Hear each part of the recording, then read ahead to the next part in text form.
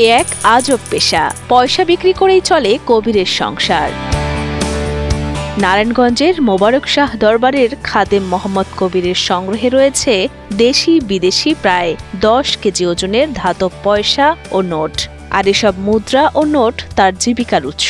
4 দশক ধরে এসব বিক্রি করেই সংসার চালাচ্ছেন তিনি। আমি অনেক পয়সা বেচা খাইছি। আমি যে পয়সা বেচা খাইছি আমার 2টা বাক্স ভরা থাকে। আমি একটা পয়সা 5,000 টাকা বেচছি, 10,000 টাকা বেচছি, আবার 2,000 টাকা বেচছি, আবার 500 টাকা বেচছি। 55 বছর বয়সী মোহাম্মদ কবির একসময় কাঁচামাল বিক্রি করে সংসার চালালেও পরবর্তীতে শুরু করেন মুদ্রা বিক্রি। কিশোর বয়স থেকেই বিভিন্ন জেলায় মেলায় গিয়ে গিয়ে তিনি সংগ্রহ করতেন পয়সা ও নোট। পুরনো পয়সা সম্পর্কে জানতে অনেকেই আসেন তার দোকানে। সংগ্রহ করেন যার যার পছন্দসই পয়সা বা মুদ্রা। নারায়ণগঞ্জ শহরের মণ্ডলপাড়া এলাকায় মাজারের সামনে ফুটপাতে ছোট্ট দোকানে পুরনো পয়সা, তামা, কাঁসা, আংটি, পাথর আর মাটির তজুসপত্র বিক্রি করেন কবির। বাংলার সাথে ধরে সব দেশের পয়সা আমার টাকা, সব দেশের টাকা আমার টাকা, আংটি পাথর অভাব নেই আমার টাকা।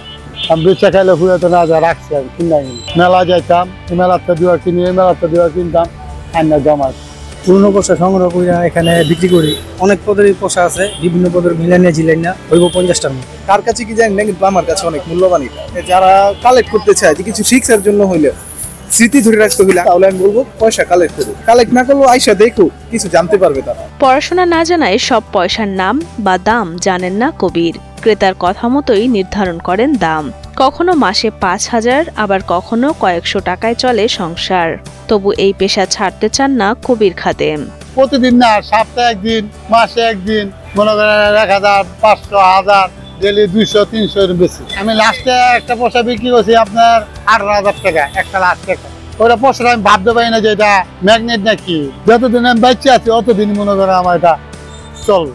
2 ছেলে ও 1 মেয়ের জনক মোহাম্মদ কবির। তারা বসবাস করেন নারায়ণগঞ্জ শহরের 1 নং বাবুরাইলে। খাদেমদারির পাশাপাশি মোহাম্মদ কবিরের এমন ব্যতিক্রমী ব্যবসা সচরাচর চোখে পড়ে না বলেই জানান আশপাশ দোকানিরা। তারা জানান কবির খাদেমের এই পয়সার ভান্ডার শুধু ব্যবসায়ী নয়, এটি ইতিহাস ও ঐতিহ্যের এক জীবন্ত সংগ্রহশালা। এটা তো অবশ্যই ব্যতিক্রমী ব্যবসা, এটা সবাই করেন, সবাই এটা জানেও না। ও অভ্যাস আছে করার, আগে থেকে করতেছে।